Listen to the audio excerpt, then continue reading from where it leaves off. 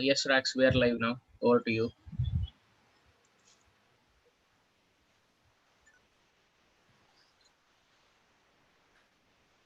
Good evening to all the brethren and ladies and gentlemen.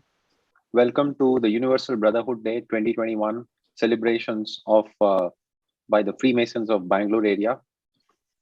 I would welcome all the Masons as well as all ladies and gentlemen who are joining this event.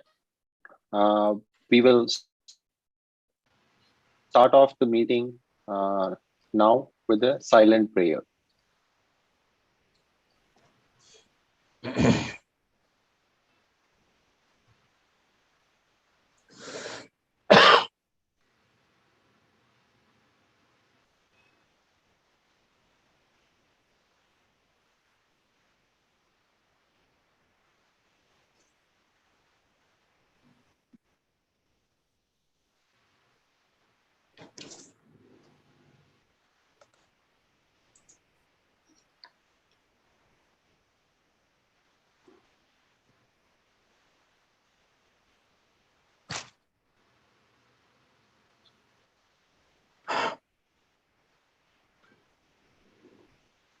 Thank you, everyone. The next item on the agenda is a welcome address by Right Worshipful Brother Dhananjaya PC, Assistant Regional Grand Master of the Regional Grand Lodge of Southern India. Over to you, Right Worshipful Brother Dhananjaya. Thank you, Raghavendra Prasad. Good evening, brethren, invitees, ladies and gentlemen. Welcome to the Universal Brotherhood Day program this evening. One of the most important days for Freemasons in the calendar year, 24th of June. And I thank each one of you for your presence. Myself and my colleague in office, Right Worshipful Brother Dr. R.V. Rangan, as ARGMs of Craft Lodges, Right Worshipful Brother Prakash Ashwataya, ARGM of Mark Lodges, and Very Worshipful Brother Karun Tandor, in charge of chapters of Bangalore area, convey our fraternal greetings and good wishes to all on the occasion of the Universal Brotherhood Day. Our regional Grand Master, Right Worshipful Brother V.G. Madhusudan, has wished all the brethren of Bangalore area a very happy Universal Brotherhood Day. I would now like to welcome Padma Shri Dr. C.N. Manjunath, Director, Sri Jayadeva Institute of Cardiovascular Science, Chief Guest of this evening. And I thank him for accepting our invitation and in spite of his busy schedule, has agreed to grace the Universal Brotherhood Day program of Bangalore Freemasons this evening. We also welcome Right Worshipful Brother Ramabhadran R. and thank him for accepting to give a talk on the subject Principles of Freemasonry. I'm sure that not only we Freemasons assembled here will be benefited from his talk, but also non-Freemasons in today's virtual meet also will get to know what Freemasonry is all about. Proceeding further, I would like to introduce Right Worshipful Brother Ramabhadran to today's gathering. He is a chartered accountant by profession, member of Lodge Professionals number 268, was initiated to Freemasonry in the year 1991, Master of the Lodge in the year 1996-97, ARGM of Bangalore area for the year 2010 and 11, was coordinator of Bangalore Freemasons COVID relief work, and he has completed 30 years in Freemasonry. I now request Raghavendra Prasad to hand over the mic to Right Worshipful Ramabhadran for his talk on Principles of Freemasonry.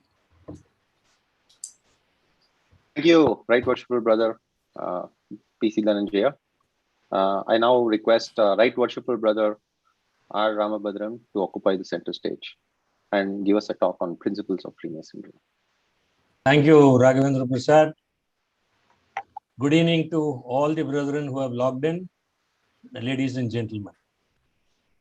A special good evening to the chief guest of this evening, Dr. C.N. Manjunath, for his gracious presence. Let me first send out my fraternal greetings to all the brethren of the Bangalore area on the occasion of this Universal Brotherhood Day.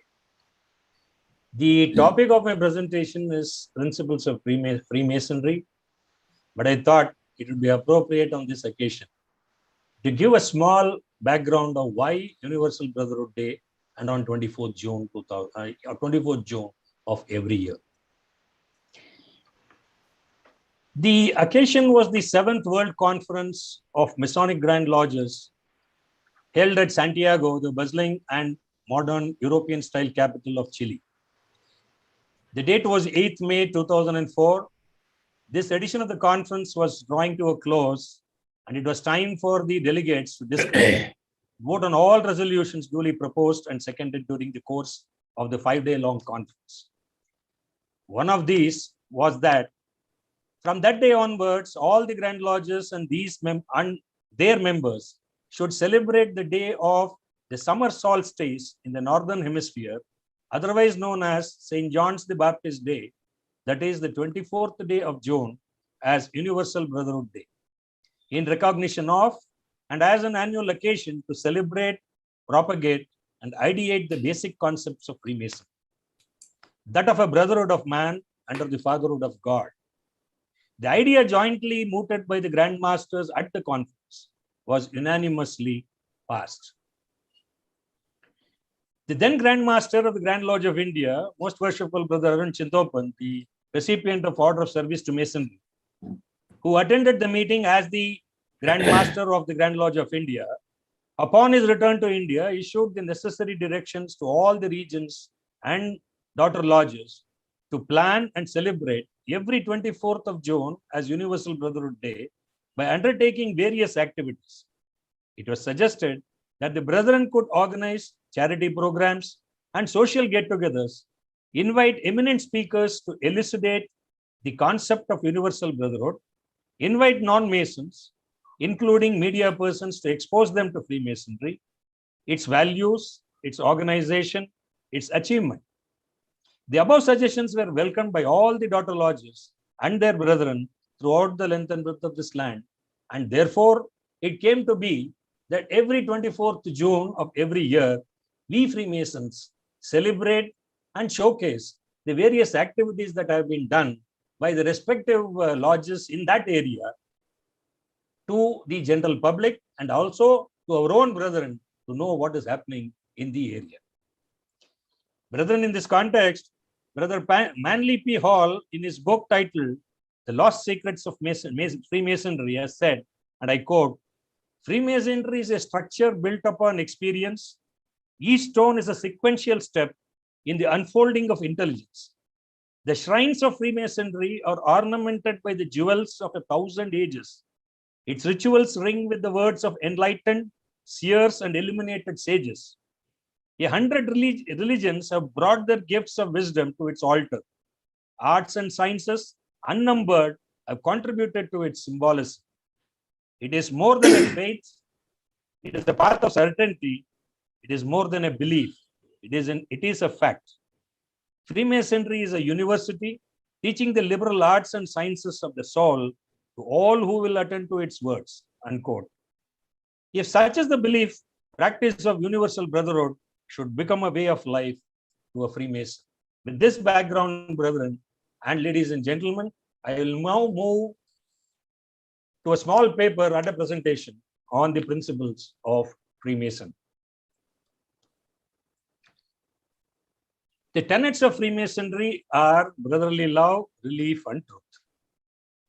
The principles or chief tenets of Freemasonry are brotherly love, relief, and truth. It is necessary not to overlook the word principle, for it signifies that while it is on these three great teachings that the craft lays the greatest emphasis, yet there are other teachings of almost equal importance in any discussion of our subject, Those others must not be lost sight of.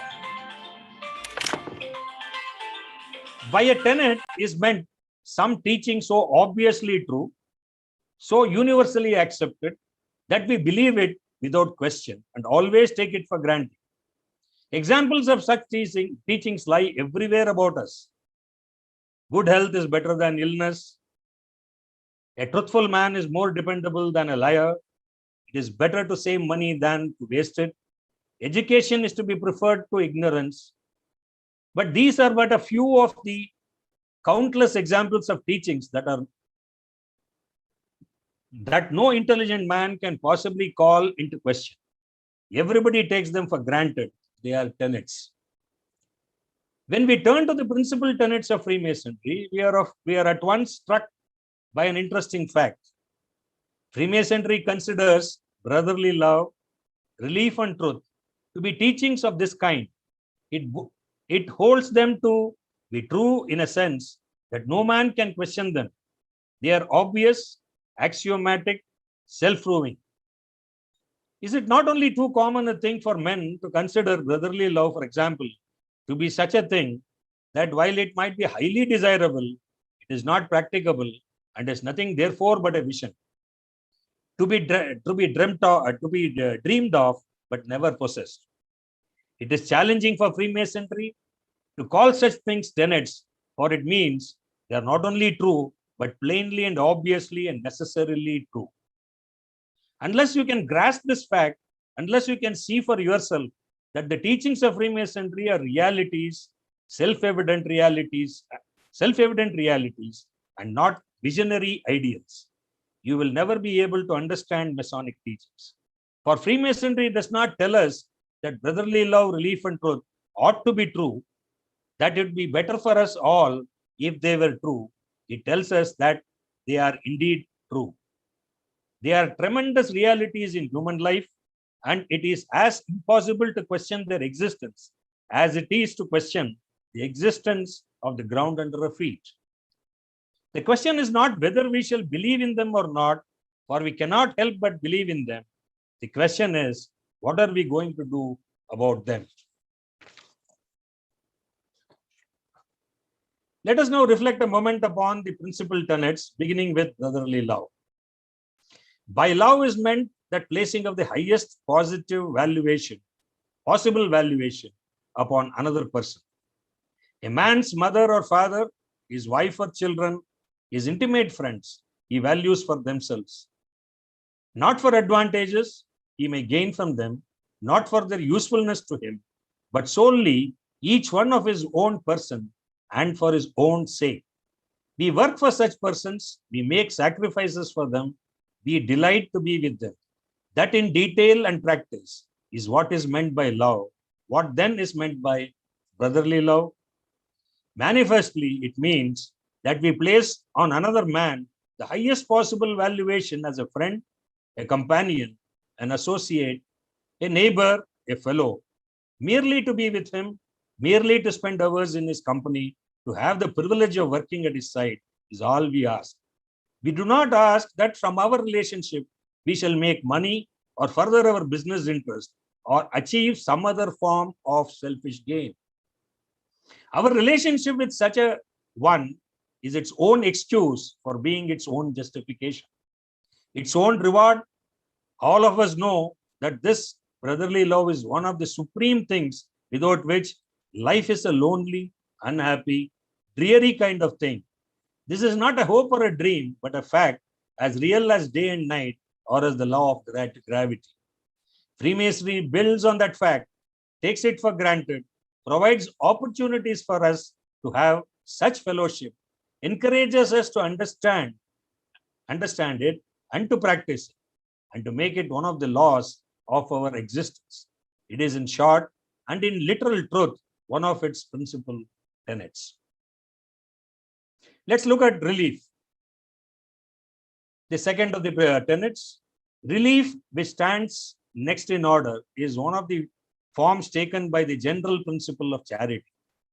One must be careful to distinguish the one from the other, especially charity as it is most often interpreted. When we think of charity, we think of pauperism or chance poverty. We think of it as being a condition is necessary for the community or the state to care for. A man is crippled or chronically ill, or he is the victim of a wave of unemployment, or he is addicted to some vice, such as drink or gambling, with the result that his dependents are left in want. To care for such a man is usually deemed to be the responsibility of the public authorities, and as a rule of the public discharges that responsibility through the form of organized effort financed by subscription of public funds.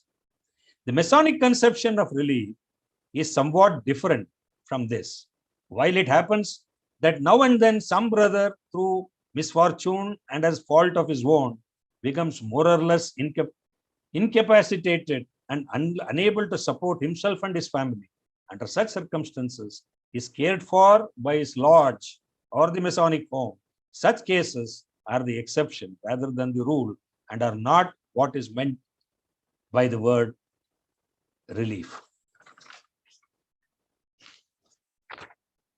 Masonic relief takes it for granted that any man, no matter how industrious or frugal he may be, may, through sudden misfortune or other conditions over which he has no control, find himself a temporary need of a helping hand.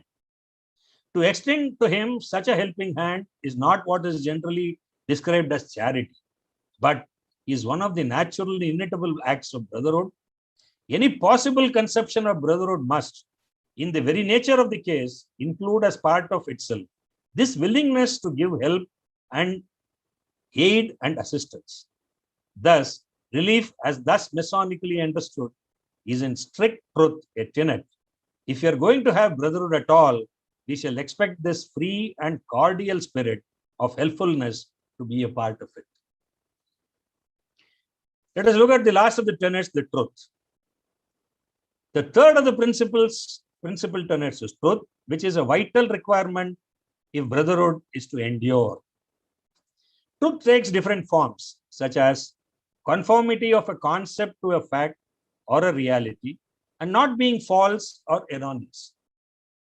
It is also the knowledge of the underlying reality of things. This form of truth is often linked with the concept of goodness and is regarded as eternal, absolute, and immutable. To be good and true is the first lesson taught in Freemasonry. On this theme, Masons should endeavor to regulate their conduct in order to eliminate hypocrisy and deceit. In Freemasonry, truth is accepted as the foundation of every virtue. The three principal virtues are faith, hope, and charity. Faith has variously been defined as belief, trust, devotion, and dependence. It is a universal feature of humankind and a response to the presence of the divine in the midst of life.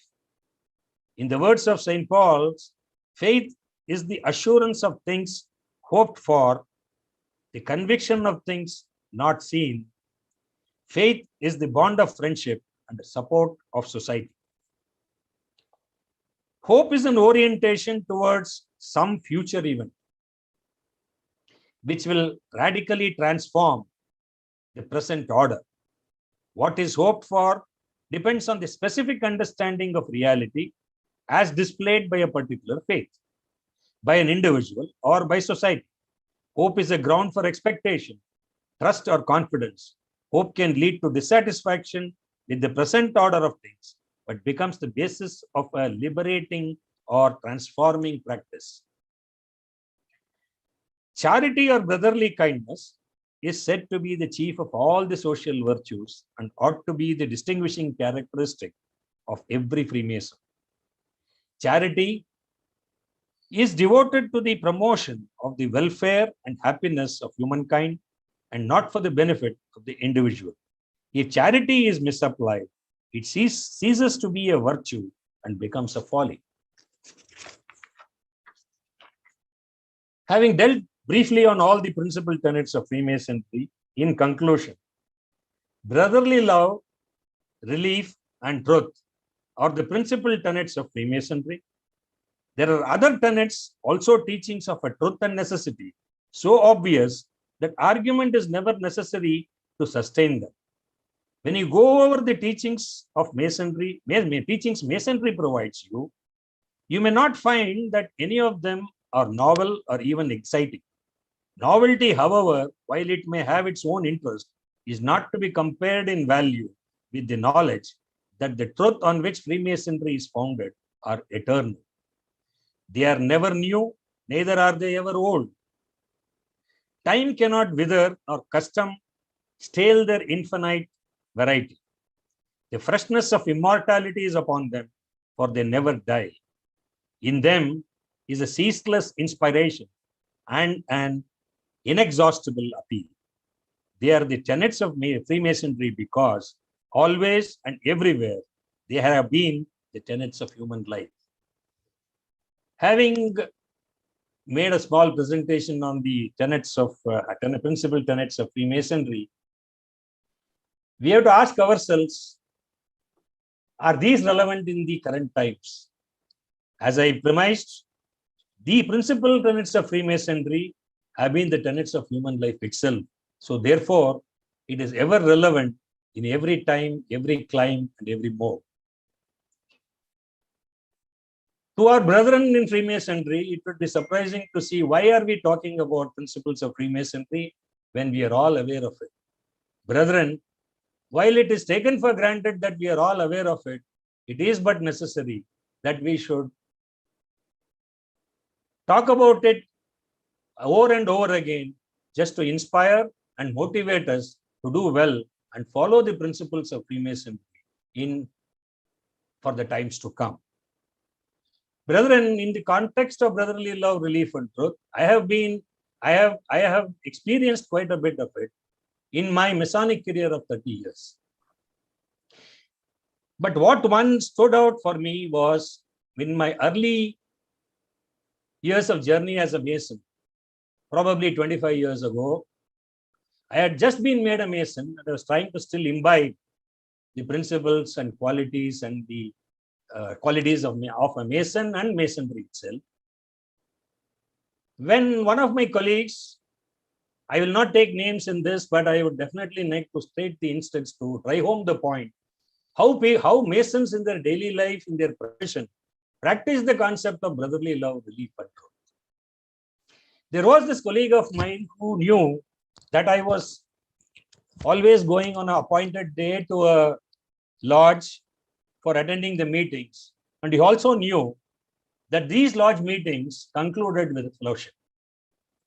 So his concept of my attending the lodge meetings was for the purpose of fellowship and not for the very purpose of Masonry itself, which he had made it known to me many times. But however much I could try to convince him, he could not. I could not. And also being very new to Masonry then. But it so happened that one of his relatives met with a head-on collision 200 kilometers from Bangalore, and he was brought in a very critical condition to Bangalore for treatment. He was admitted to a hospital, and to cut the long story short, he was admitted to a hospital.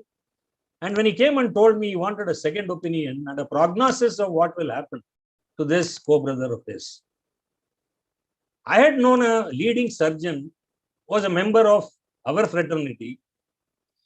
And I said, why not ask him for an appointment and see and get a second opinion from him, so that you will be satisfied as to know whether you are taking the right course of action.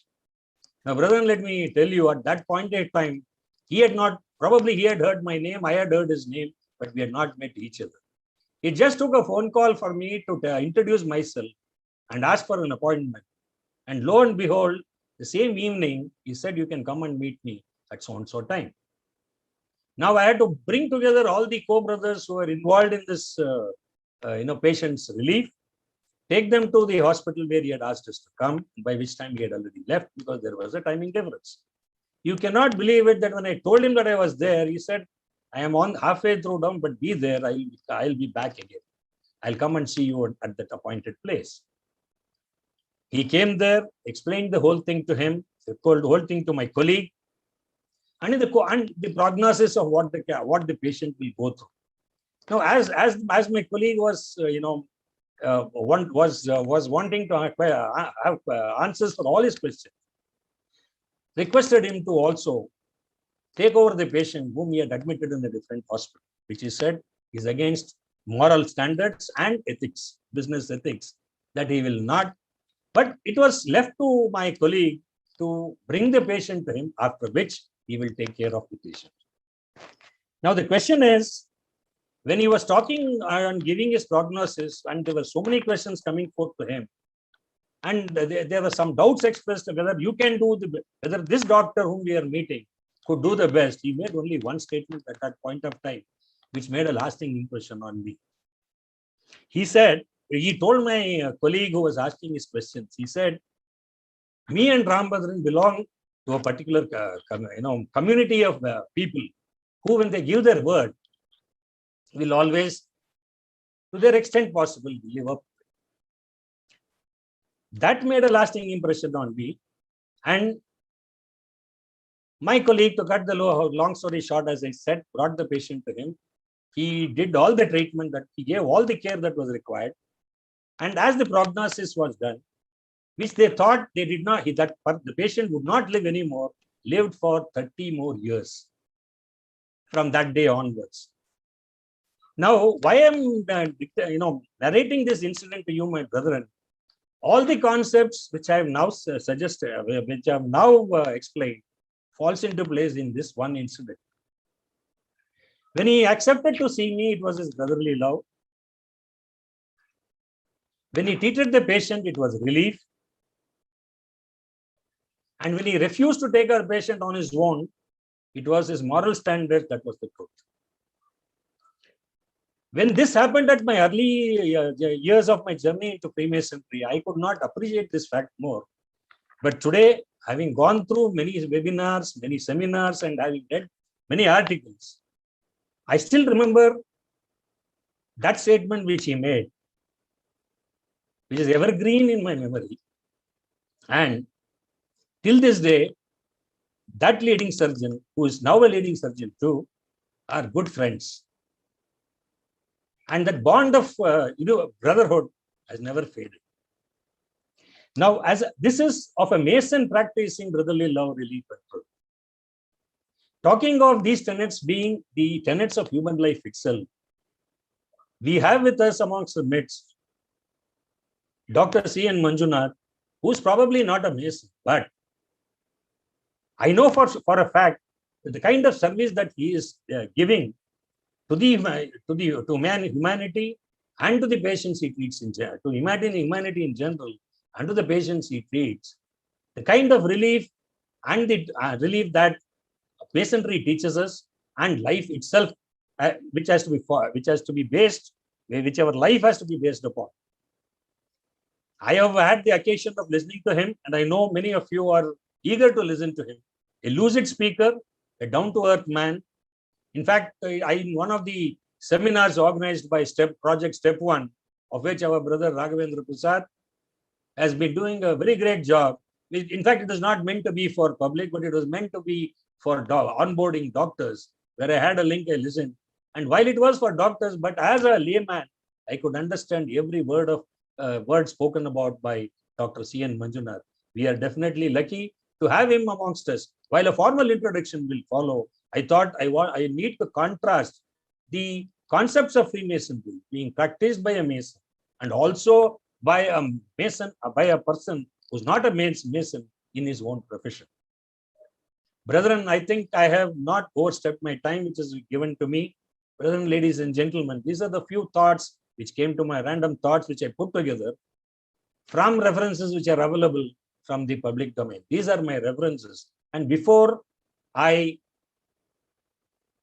convey my gratitude and thanks to the Assistant Regional Grand Masters of both the Assistant Regional Grand Master, Right Worshipful Brother P.C. Dhananjaya, and Right Worshipful Brother Dr. Rangan, I must place on record my immense gratitude to Worshipful Brother Vikram Balakrishna for the excellent presentation he has made. Whatever you have seen so far, the credit should entirely go to him. I just put together a set of papers. The entire design of the presentation has been done by him.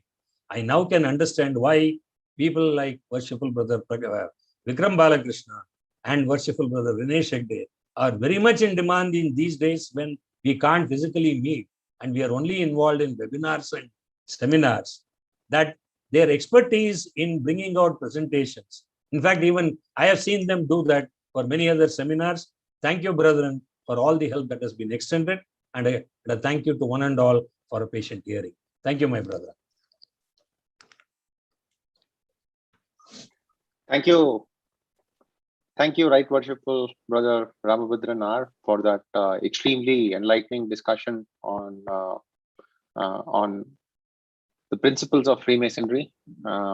It was given all of us have been away from the lodge. It really was apt that we relive the principles once again through your lecture. I would now call upon Worshipful Brother Vinesh Hegde to provide a brief report on the lodge activities for the Masonic year 2020-2021. Thank you very much, Worshipful Brother Raghvendra Prasad. At the outset, first of all, let me just thank the the Worshipful Assistant Regional Grand Masters of our area, Right Worshipful Brother P.C. Dhananjaya and Right Worshipful Brother Dr. R.V. Rangan, for giving me the opportunity to present this.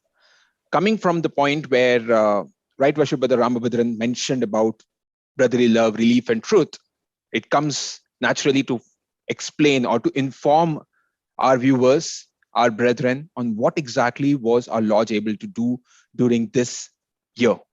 The report is obviously from July 2020 to June 2020-21. And the idea is obviously not to inform what exactly were we able to do, but just to inform how things were actually happening. We were not actually able to do, like any other year, any other Universal Brotherhood Day year, we would have actually had so many stuff which we could have shared. But looking at the current situation where we were, whatever was possible, we just tried our best. Starting with that, the first lodge in our list is Lodge Bangalore number 15. If you notice, they have actually given scholarship to 4 students worth 70,000 rupees, donations worth 25,000 which contained ligament tear surgery for Mrs. Mary Anita for 10,000, to Kendra, Balamano Vikas Kendra for 10,000, Vishranti Trust for 5,000 rupees. Now, brethren themselves have also been contributing to the Tara Home for the Aged, a sum of 3,500 on their birthdays. We had a project, an oxygen concentrator.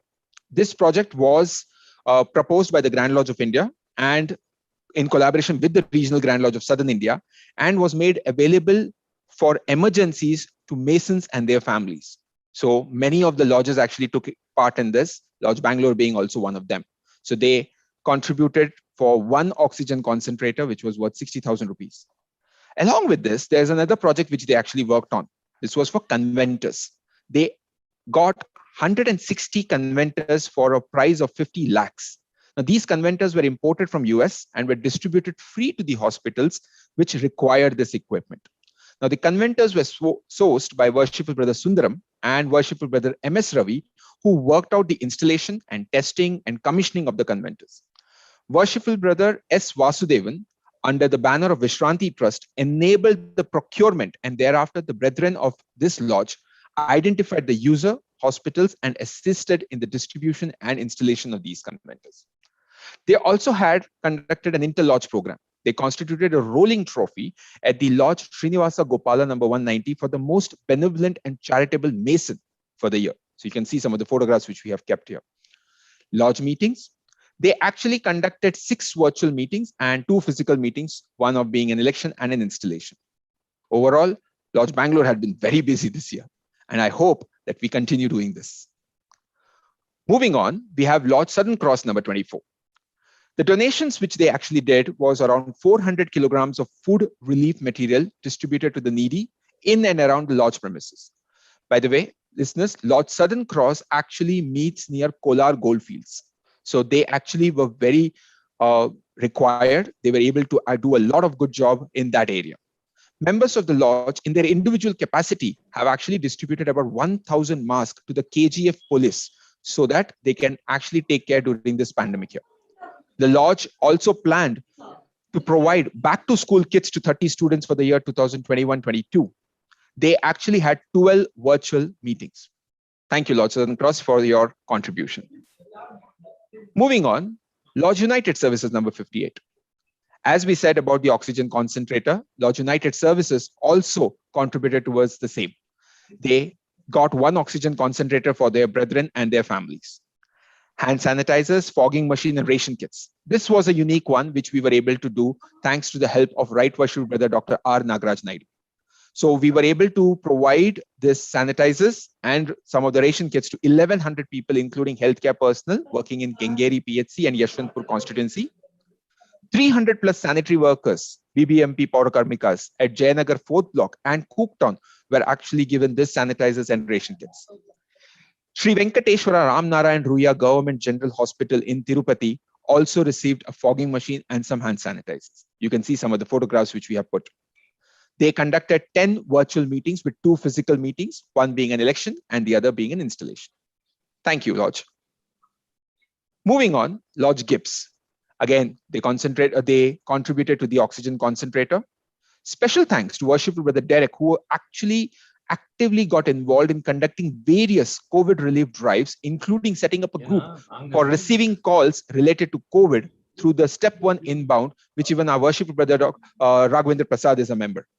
And he actually helped during the Freemasons vaccine camp. You can actually see this nice, good flow chart, which talks about how an incoming call comes to a certain unit and how brethren actually will take in those calls and ensure that they are able to provide a right answer with the help of the doctors and the counselors. The brethren of this lodge have also involved themselves on various other COVID relief work conducted by individual or group level in and around Bangalore. We have Lodge Star of the South next. Again, the oxygen concentrator was also taken care by them.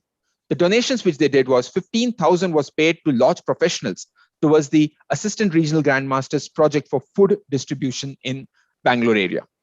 And along with that, they were able to collect 52,500 rupees from the brethren of their lodge towards the various charity fund which they were actually had kept in place.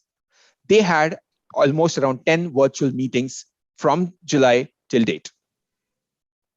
Lodge Tirunal and Lodge Sainik. They also helped us in ensuring that we got the oxygen concentrators to ensure that the brethren do not have to get worried about finding oxygen at these places. We all know what exactly happened during the last 2 months.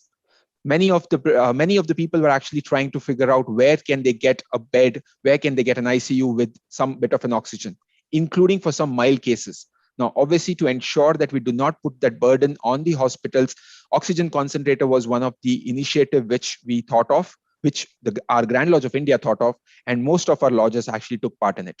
So Lodge Tirunal and Lodge Sainik also were part of these things. Then we come to Lodge Professionals. They too have an oxygen concentrator. And if you see the logo of Lodge Professionals, right, you could see that there is a pen, there is a book and a quill.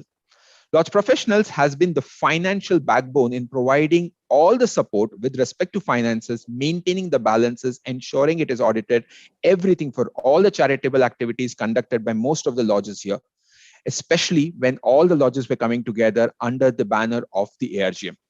A special thanks to Worshipful Brother Raghavendra Prasad for spearheading so many COVID relief work under the banner of Step 1 and on his personal front as well. They had one virtual meeting.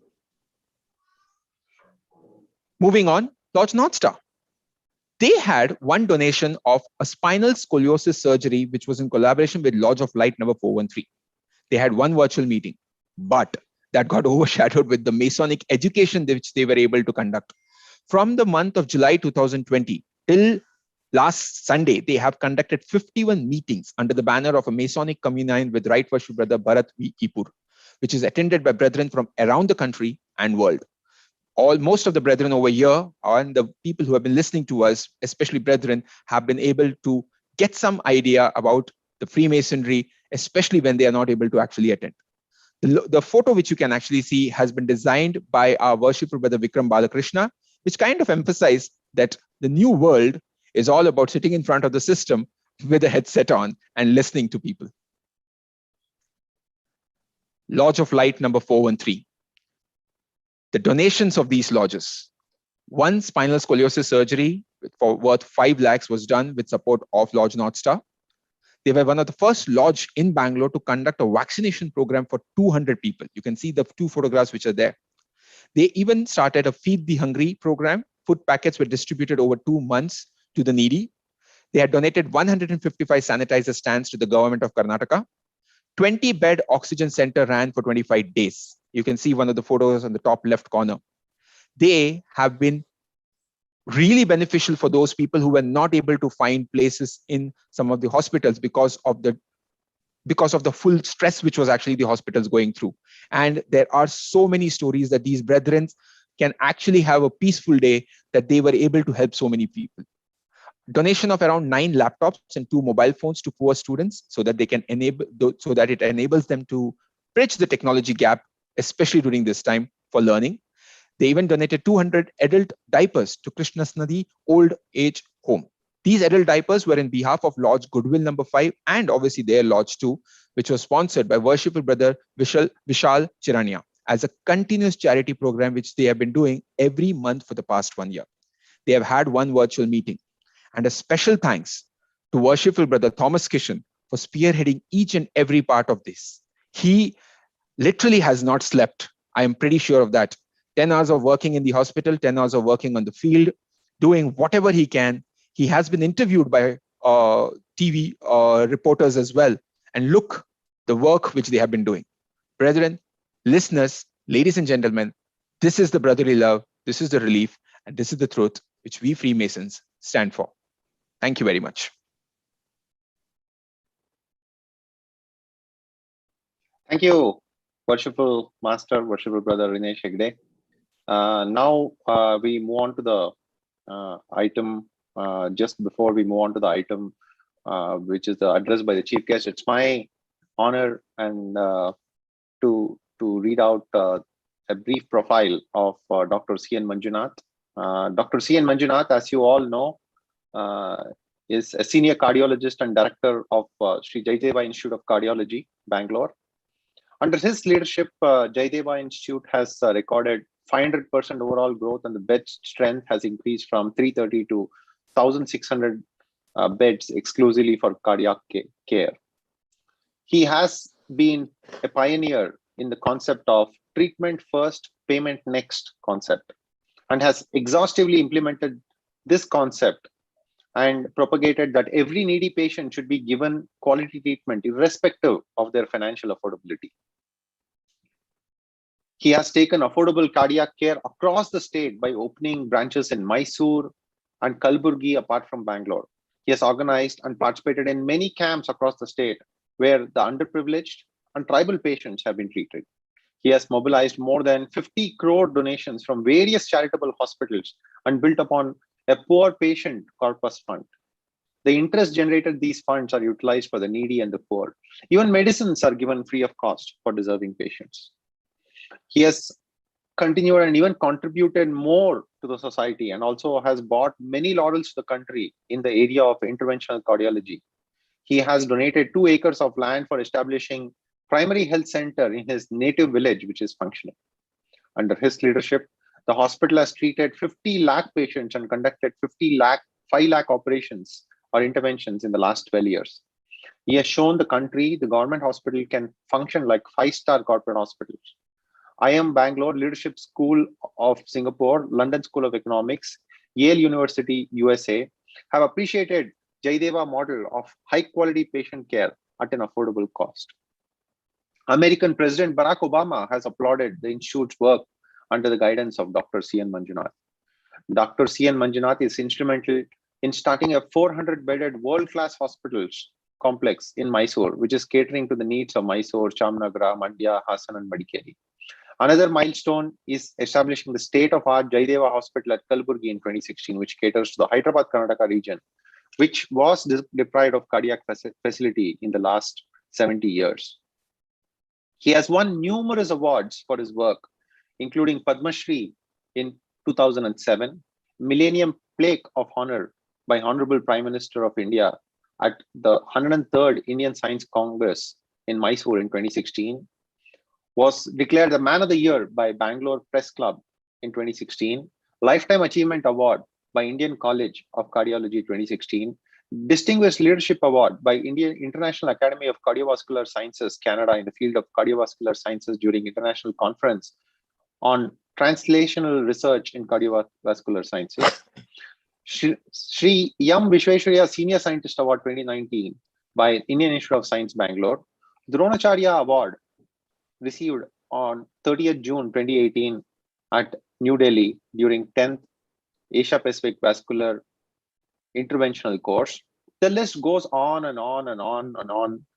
And I should mention, just like what I should reiterate what Right Worshipful Brother Rambhadran said, that in spite of all these achievements and all these honors that he has received, he is an extremely humble person.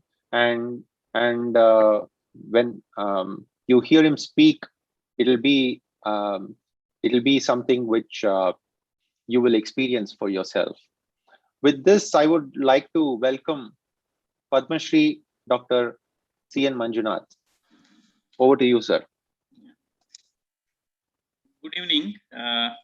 In fact, it is a matter of privilege and also an excitement to be part of this Universal Brotherhood Day, because this concept, this thought process itself is amazing.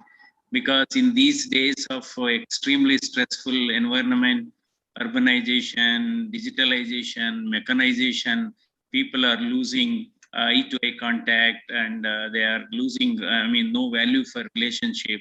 This is a wonderful concept and a thought process I should again allude to, and I really appreciate. In fact, I'm very fortunate to be part of this program. I'm really excited because we attend a lot of seminars on science or on cardiovascular disease or on maybe COVID-19 issues. But this is a unique concept. I think because we are under tremendous stress today. So because of all these things, because of COVID-19 pandemic, or maybe because of it's a very competitive world, and people are forgetting that they are human beings. They are not talking to each other. They are not expressive, and they are like machines. They are working like machines without understanding the human values and ethics and all. I think this is a fantastic program, and we should have more and more such programs across India and maybe across the globe. So in that way, I am very fortunate to be with you. And anyway, my hearty congratulations, and wish you all happy Universal Brothers Day. And I am also your brother on this occasion. So this is a fantastic concept. So I'm very thankful to Brother Raghavendra Prasad, then Brother Rinesh Hegde, then Brother Ramabhadran, and also all other members of this great unique organization. So it is true that one cannot help everyone.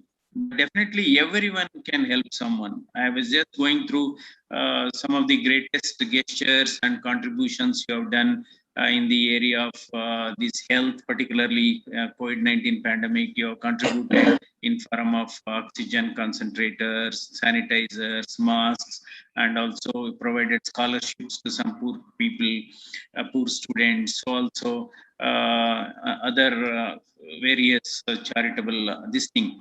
Because it's also true, not everybody can donate or contribute unless they have a generous heart.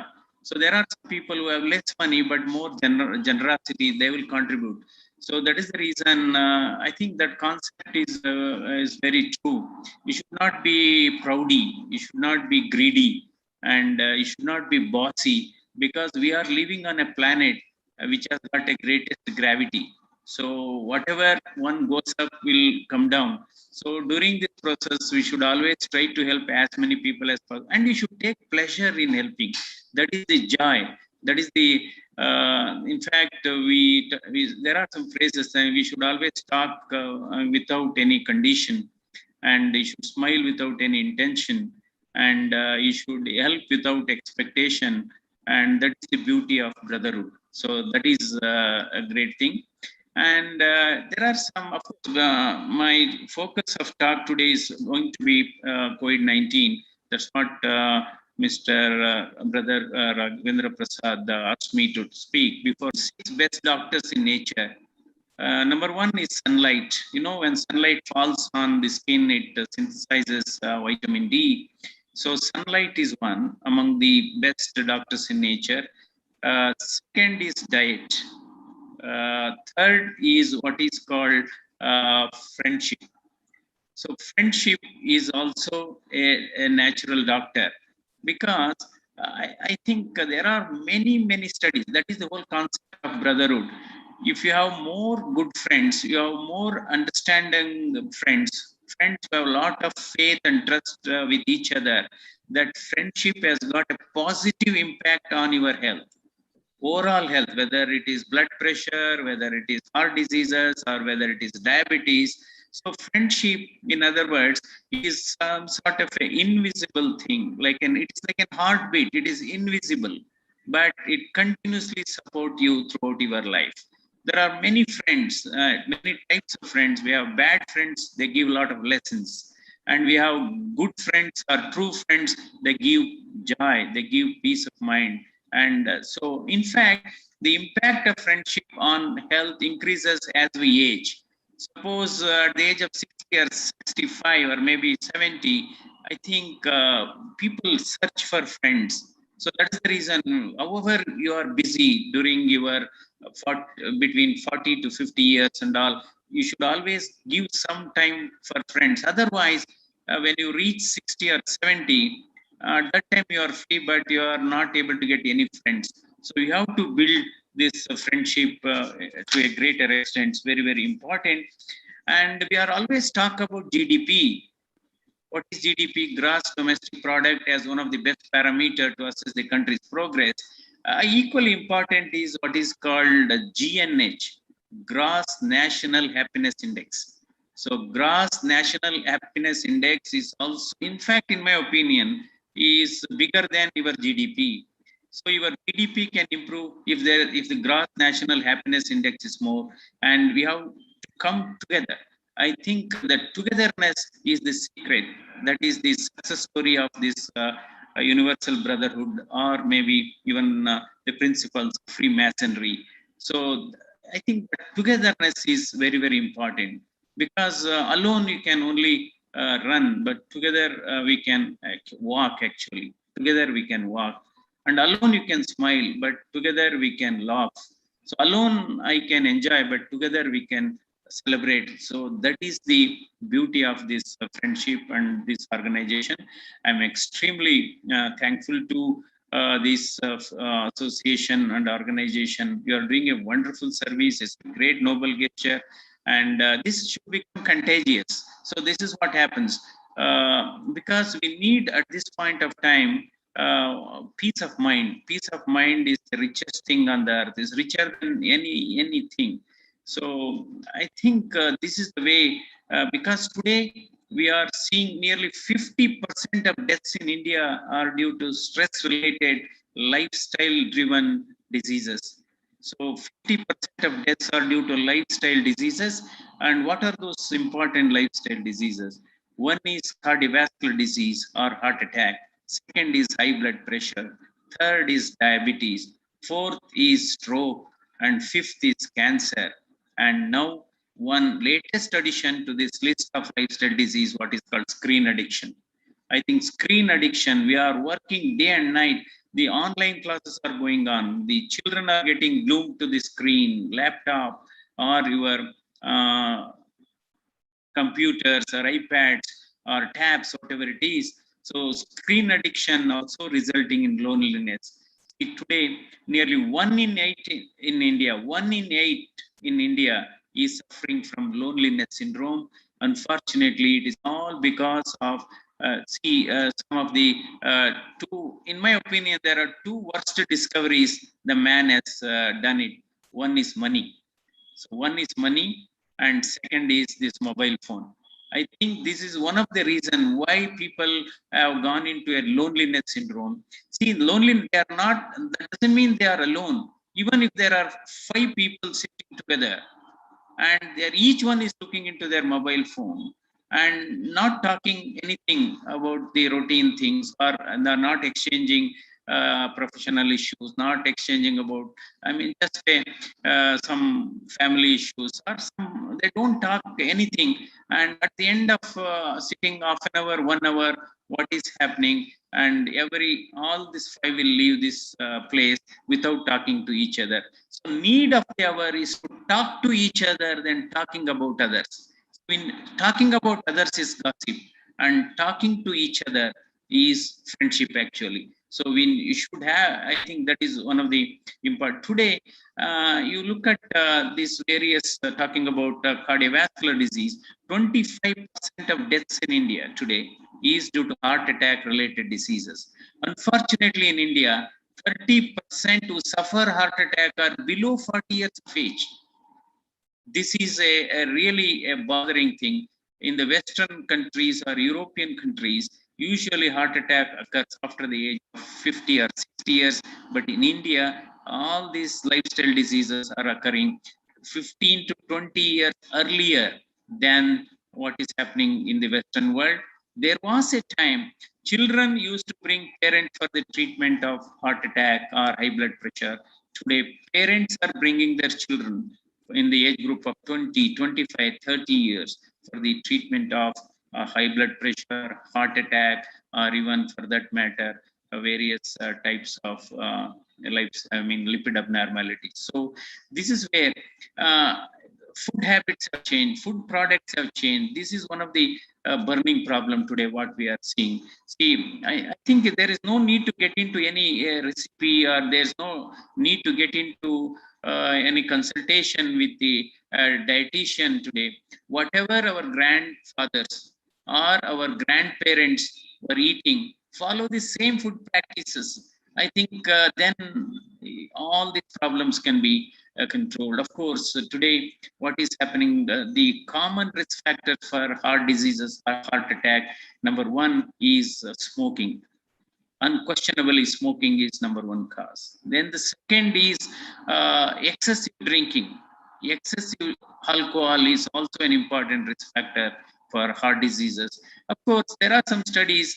Yes, small dose of alcohol may be beneficial, but as doctors, we cannot give alcohol as a prescription, because what people remember is doctor said as alcohol could be taken, but what they conveniently forget is the dose doctor has mentioned. So in fact, people say, no, I take alcohol occasionally, but unfortunately for most of the people, these occasions come regularly every day. So that's not correct. So then back to other risk factors, apart from smoking, apart from excessive drinking, diabetes. So in India, right now, at this point of time, there are 7 crore people with diabetes, and another 7 crore are on pre-diabetic phase. So in a nutshell, India is a diabetic capital of the world. India is a heart attack capital of the world. For all bad reasons, India is taking top position. This is very, very unfortunate. Then other risk factors is this high cholesterol. There is misconception and misinformation about cholesterol and body weight or body fat, building and all those things. There is no correlation between your body weight and cholesterol. Somebody may be underweight or maybe thin, you can be still having high cholesterol. So some people will come and ask me, sir, I don't eat non-vegetarian stuff. I don't eat any fatty meal at all, but still my cholesterol is high, because 70% of the cholesterol is synthesized in your own body in the liver itself, because it's genetically driven. That is the reason. So there is no correlation between your body weight, but definitely 30% of your cholesterol can go up due to dietary practices. They consume more of animal fat, more of fast food, so what is the definition of fast food? Fast food definition is that is the one which takes away your life faster, is the fast food. So people are fascinated, and so many aerated drinks or carbon rich drinks, energy drinks, all those things are happening. And in bigger cities, particularly in tier A cities, these narcotics, use of the abuse and the use of narcotic drugs or substance abusers, particularly cocaine. I have seen some of the youngsters coming with heart attack. They have taken cocaine. A normal looking artery gets 100% closed. They suffer a massive heart attack. They take it for fun. Ultimately, they suffer. Then, does attitude also affects your heart? Yes, unquestionably. There is what is called type A personality. Type A personality people always suffer from lifestyle diseases such as cardiovascular disease, like high blood pressure and diabetes or heart attack also. So what is type A personality? These are the people never mix with others. They're always, even if they go in a group, they sit alone, do not speak to anything. If at all, if they are speaking, they only speak gossips. Then they don't like others progressing well. And they don't accept any good work done by their colleagues or by their employees and this thing. And they are actually, these are the people, not only they suffer from diseases, they also make others to suffer from diseases. So this is that's the reason one should become a boss. What is the difference between boss and a leader? Boss is one who troubles his colleagues, actually. That is the definition of boss. And the leader is one who inspires, who motivates. So I think this is where an attitude has a definite impact on the health. Some people have a negative attitude, and they have always a perfect solution because a positive attitude have a solution for a problem. But these negative attitude people have got a fantastic problem for every solution. They have a solution. Instead of solution, they have a problem for every solution. So negative attitude people also, will cause problems for themselves. Then stress. I think today everybody, whether it's a labor class, whether it is a rich people, whether they are poor people, everybody is under stress. Rich people have stress because they wanted to preserve whatever they have, and poor people have stress because they want to earn 2 meals bread, 2 meals this thing they. So for that way they are stressed. And today our educational system has put a tremendous stress on school going children, even the graduating students, because of too much curriculum, and also trying to do too many things in a short time. Our younger generation, what is happening, even before completing first degree or the initial degree, they always enroll into the second degree. So trying to achieve too many things in a too short time, they are getting exposed to huge stress, which causes premature diseases such as heart attack or high blood pressure. You see, people are not relaxing at all. They are working from home, working from airport, and working in the night for some other country, particularly with this software technology becoming global. And you see, look at them. Some of them, they are in the age group of 35, 40. They are looking older than their parents. When they come to the hospital, I have seen. I'm asking, is your brother? Or son? No, no, no, he is my son, they say. So like that, I think one has to go in a phased manner, step by step. So I think because those who climb ladders, always they reach the top and they remain in the top position for a longer time. Nowadays, people try to go, they want to get into top position very soon. Everything they want to achieve very faster. I think the direction is important. The speed is not important. The direction is very, very important. Now, why I am highlighting all these things today? Because all lifestyle diseases are happening between the age group of 30 to 50, which was not happening earlier. And another important reason for early occurrence of all these diseases is breaking away of joint families. See, about 50 years back, so India's strength was in joint families. 15, 20, 25 people used to live together. And the house itself was a counseling center. House itself was a kindergarten center. Any smaller disputes, they used to get sorted out there itself. Today, what is happening? all joint families are breaking away into a very small fragmented nuclear families.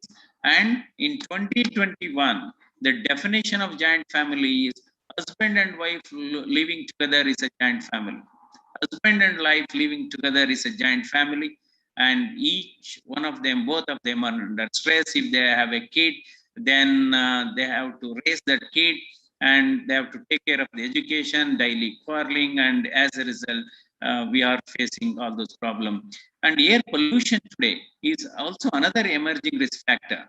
Many doesn't know that air pollution causes heart attack, because what we know is, yes, air pollution is an emerging risk factor for, of course, is a risk factor for lung diseases, bronchitis, or chronic obstructive lung disease, that a common man is aware. What many are not aware, yes, air pollution definitely is a risk factor for cardiovascular disease. In India, last year, nearly 20 lakhs people have died due to air pollution, all because of vehicular emissions and also industrial emissions, burning of various weeds and burning of various garbages. So air pollution, that's the reason air pollution is considered to be a new tobacco, and air pollution is a new public health problem. Now we have also what is called a sitting disease. If somebody is sitting in one place for nearly 4 to 5 hours without doing anything, it is almost equivalent to smoking 5 cigarettes. So the reason for this is all your whatever I used to already I used to say, computers, they are glued to TVs and watching TV serials, particularly common in ladies because they sit for 2 to 3 hours and trying to see serials after serials. You believe me, many of the serials do not end in this generation. 550th episode and 700 episode, then I think this goes on. So all these things are responsible for today's escalation in all lifestyle diseases. And if in fact, we are treating a lot of youngsters with all these lifestyle diseases. Then coming back to another important thing, what we are going through in the last 1.5 years is COVID-19 pandemic. COVID-19 pandemic, as we all know, we are into the we were in the second phase, and we are in the last leg of the second phase. But still, we are seeing in Karnataka around 4 to 5,000 cases, and deaths is still above 100. So, as we all know, this is a viral disease due to corona COVID-19 virus, and in this disease, there are two diseases in this one disease. One is viral disease itself. Second is a psychosocial, psychosomatic problem. So this is the difference between a regular virus disease versus this COVID-19 virus. Because moment, even when you give your blood or whenever you give your swab for a COVID-19, waiting for the result itself, you're under tremendous stress because we don't know whether result is going to be positive or going to be negative. So this sort of stress was never seen with any of the diseases what we have seen in this generation, because it is, I mean, it gone up to an extent whether it's a disease of untouchability. To that extent, it has gone. And see, we talk about social distancing. In fact, it is not correct to say social distancing. Socially should be well connected, but physically should be away. You should maintain a physical distance of 6 feet. That's what it has been prescribed. So this is a disease where we have to be mentally well connected, socially well connected. So social distancing is a wrong nomenclature, it's a wrong terminology. It is a physical distancing because socially we have to connect. We have to talk to people who have been infected either by telephone or by even you can give a video call, you can motivate them and don't talk anything about COVID, because that is the time you have to be with them. You have to, that is the reason you have to care for these people. What is care? Care is compassion, assurance, E for I mean encouragement, and R for respect. So that is the definition of care. You have to care for your friends. You have to care for your colleagues, you have to care for the patients. So that is how, because all diseases cannot be treated by medicines alone. We need to really infuse confidence, and in fact self-confidence is a superpower, we say. And because many diseases can be controlled and contained, apart from, of course, the bottom line, you have to give an appropriate medical treatment, there's no question about it. But over and above this, emotionally motivating them and sensitizing them, and at the same time building a confidence in them, definitely will have a great healing effect. So if you look at the symptoms of COVID, we are, by this time, all of us are well versed with the symptoms. And yes, starts with the mild, it can be fever, mild cough, or body ache, or a headache. And important other symptoms are loss of taste and smell. In fact, loss of taste and smell is superior to your RT-PCR test. So in this pandemic, in the background of this pandemic, if somebody is having lots of taste and smell, almost it is foregone conclusion it is COVID, and you have to undergo testing, and then accordingly your test will be triage. And 90 and other important symptoms is of this second wave is abdominal pain and diarrhea. If somebody is having mild body ache, mild fever with abdominal pain and diarrhea, it is also a COVID manifestation, because COVID can, the receptors for COVID are also not just present in the lungs and the heart or the blood vessels, they are also present in the intestine. That is the reason in some people, in some patients, they can present with abdominal pain and diarrhea. So one should not be under the impression it's all because I have taken some spicy food, I ate some other food in some restaurant, or some takeaway food I ate. So you should not be misled by that. You should always undergo testing to reassure yourself whether everything is fine or not. Then coming to testing, yes, testing is very, very important. We have a rapid antigen test that gives the result within just 2 to 3 minutes. But rapid antigen test sensitivity is only 50%. If somebody is having symptoms of COVID, such as fever, cough, headache, or breathlessness, if your rapid antigen test is negative, don't stop at that stage, then go ahead and get RT-PCR test. And another 10% who have definite symptoms of COVID, there can be even an entity called RT-PCR can also be negative, but they show typical findings in the chest scan in the lungs itself. So this is how, because in medicine, 1+1 is not always equal to 2. So one, either it could be rapid antigen test can be negative, sometimes RT-PCR can be negative. Some people will ask, Monday I got that RT-PCR done, it was negative. Wednesday it is positive. What is happening? Is anybody cheating? That sort of things will be going through. See, it can happen. Monday, it can be negative because viral load can be less. When the viral load is very low, test will be negative. By Wednesday, Thursday, viral load will build up, then test will be positive. So this is how the science goes on. So if then not all require hospitalization, we are aware of that. 90% can get cured at home itself. Simple, of course. Nowadays, the things, because first year it was, everything was new, and there were a lot of lessons. Now, since we have completed 1.5 years travel with this COVID, the things are more or less well understood. So home isolation is for nearly those who have mild symptoms, and if your saturation is normal, your breathing is normal, yes, you can always, only medicine that can be given at home is only your paracetamol or crocin or dolo for body ache and fever. B complex and all, it's for general health. It doesn't prevent COVID, or it doesn't reduce as COVID complex, B complex.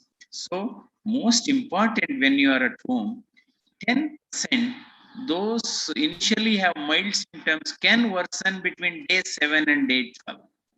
That is the period you should watch. The best guide is saturation. your oxygen saturation, as long as it's above 95, nothing to worry. When it is coming below 94, 93, that is the time you should get into the hospital. And even nowadays, the treatment is streamlined. Nearly 98% will get cured. Only unfortunate 2% will get into problem and they require ventilators. Otherwise, the percentage of patients requiring oxygen is only around 8% and 2% require invasive ventilation.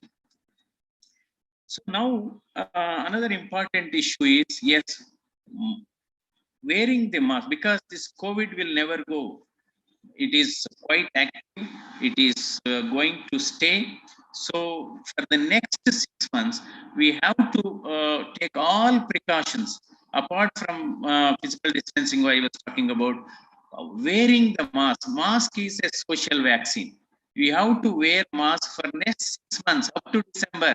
Even if, of course, hopefully within 2 weeks, this second wave is going to decline. And you should not take away the mask when once the decline starts. Most important, you have to continue to wear the mask till December. Avoid this crowding and this gathering, because it's popular saying COVID and crowd go together. So always see, virus doesn't move actually. It is the people who are moving the virus. Virus doesn't move. It is the people who are moving the virus. So even after the decline of the second wave, my appeal to all people is you should continue to wear the mask till December, because third wave is expected somewhere in October and November. So we don't know whether, if these COVID precautionary behavior is not properly followed, because now what is happening, when once already, of course, we have to unlock, there's no question about it, because livelihood is important, life is also important, but living is also important, livelihood is also important. So when there, as far as possible, gathering should be minimized, should be avoided.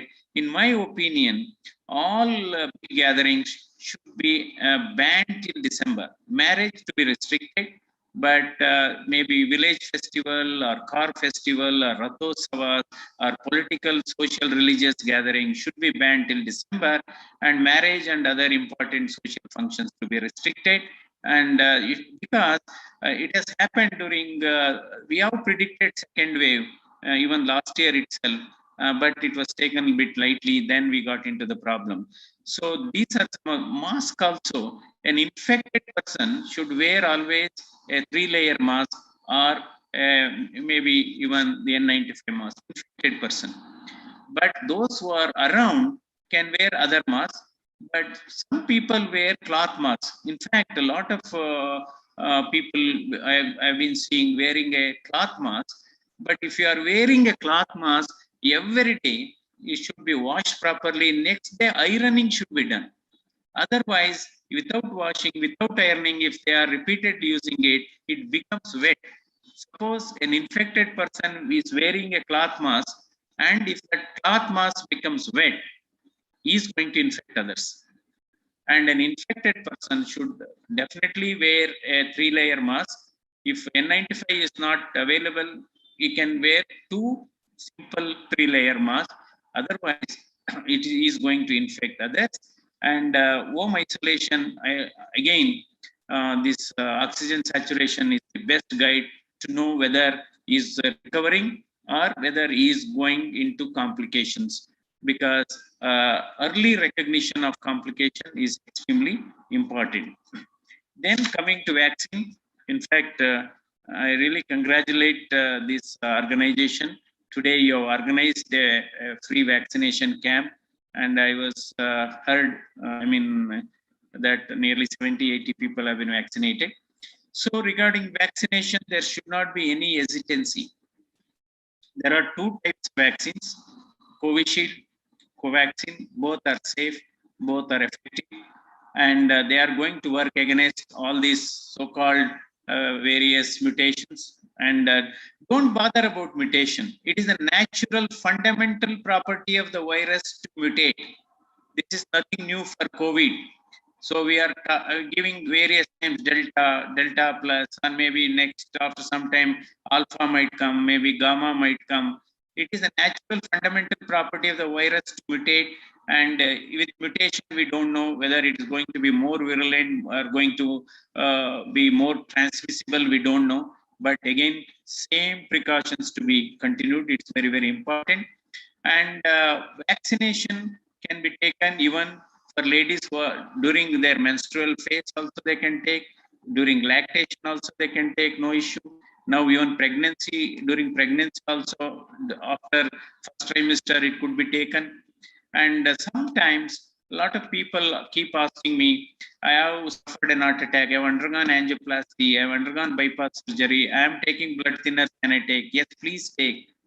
I think those who have heart diseases, those who have undergone angiogram, angioplasty, open heart surgery, or stenting procedures, or pacemakers, or those who have kidney disease, all of them can take vaccine. And one of the thing that is circulating, see, unfortunately, we are in an era of what is called an EDR syndrome. What is EDR syndrome? Internet-derived information obstructing treatment. And this is really causing a lot of problem. I think people are looking into the Google and they are watch WhatsApp and various fake news and fake messages and fake information are circulating. There are some WhatsApp messages I have seen. This is not a virus. There is no need to wear the mask. You drink alcohol, it goes off. And there is and vaccine also. If I mean, those who have taken vaccine, you are going to live only for another 2 years. After 2 years, everybody will die. So I think this EDR syndrome is really creating a lot of problems. Don't listen to all those things. Vaccines are safe, and that's the only way you can really control this, or you can break this chain. Apart from lockdown, the COVID, the vaccine, and vaccine. See, even after vaccine, one can get infected if they are not careful. If they are not careful, they are going to get infected because vaccine is basically for protection, not for prevention. So if a vaccinated person get COVID, the severity is less and need for ICU admission is very, very rare and death rate is almost close to zero. I'm not telling zero, it's very close to zero. Rarely it can happen. It is exactly like driving a car. Taking vaccine is almost like driving a car with seat belt on and airbag. By chance there is an accident, you are going to get protected. And people talk about no, vaccine causes fever, body ache, headache. See, it is not a adverse effect. It's an effect of vaccine. If somebody after vaccine, not everybody, some people will complain of a mild fever, body ache, and headache. So that means he has taken vaccine. That is not a side effect. It is an effect of vaccine. And of course, in India, so far only a couple of deaths have taken place due to vaccine. Suppose if somebody takes vaccine, he dies within half an hour due to stroke or anything. Rarely it can happen. See, this is all very, very rare. I will just give an example. There is a national highway, and once in a blue moon accident occurs. Are we going to close the national highway? No. I think the benefit is 100 times more than the risk. That is how you should go about. You should always get vaccinated. There should not be any doubt. There should not, and don't bother about.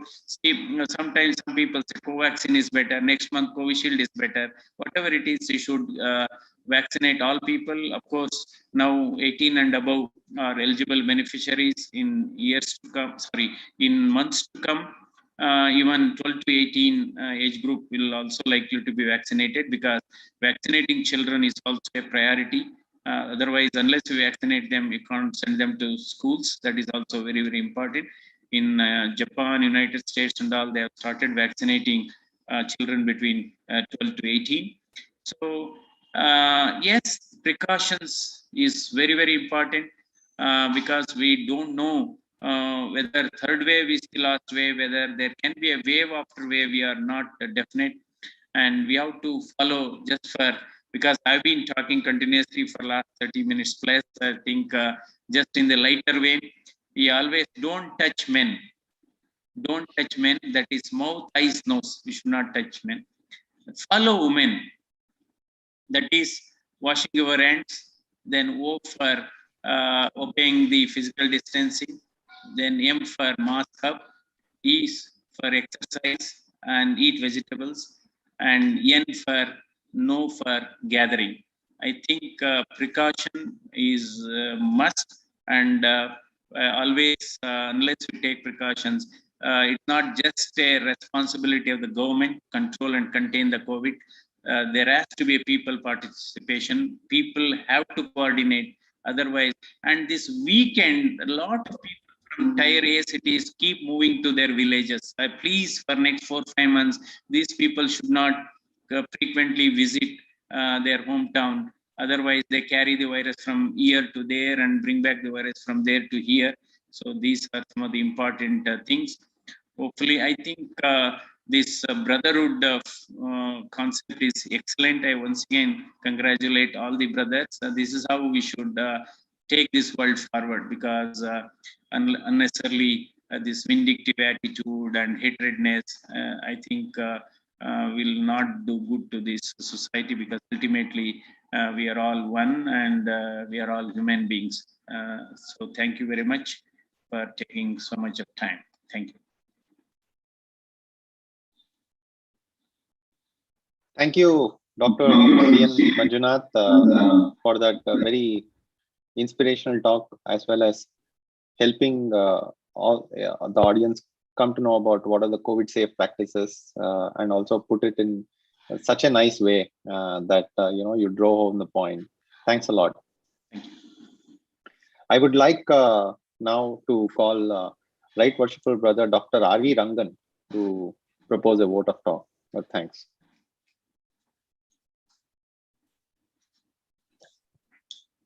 Right Worshipful Brother, you are on mute.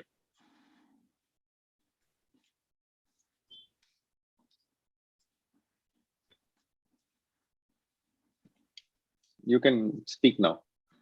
Good evening, brethren.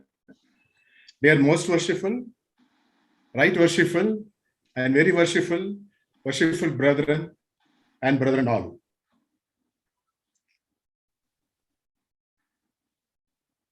On behalf of the entire organizing team, it's my pleasure to extend a fraternal greetings to all my loving brethren. Brethren, on the occasion of this Universal Brotherhood Day, being celebrated throughout the country on 24th June, and on behalf of my co-IRGM, Right Worshipful Brother P.C. Dhananjaya, and myself, I sincerely thank Brother Prajwal, Sri Vidyashankar from Abhinav Events, and Worshipful Brother Rinesh Hegde for their tireless efforts in having connected all of us on the webinar, and I duly appreciate their time and efforts in facilitating the smooth conduct of this webinar in such a wonderful manner. Thanks to Worshipful Brother Vikram Balakrishnan for the support given in preparation of various slides for this program.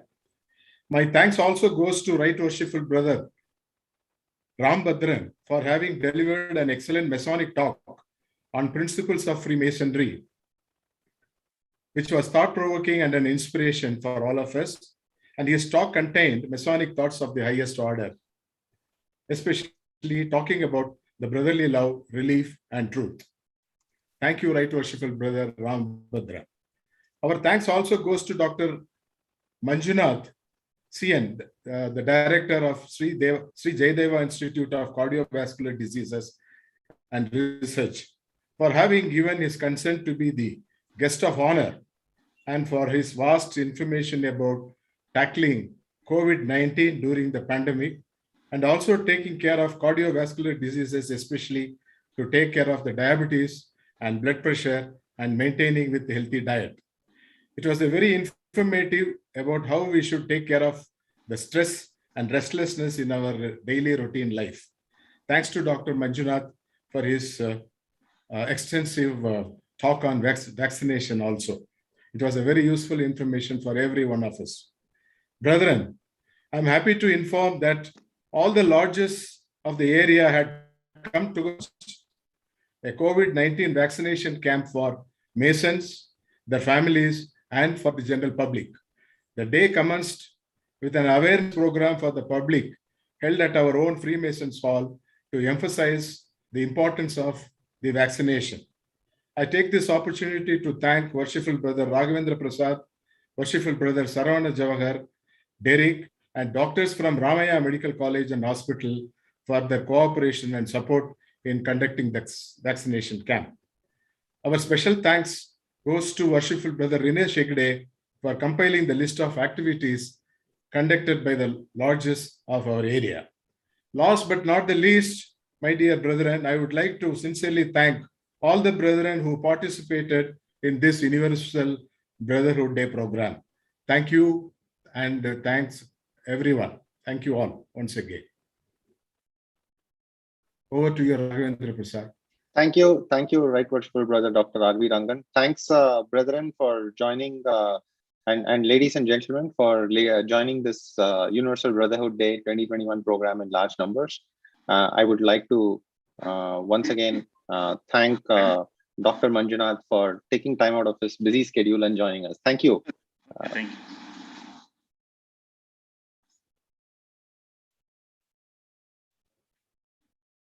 Prajwal, you can stop the live broadcast.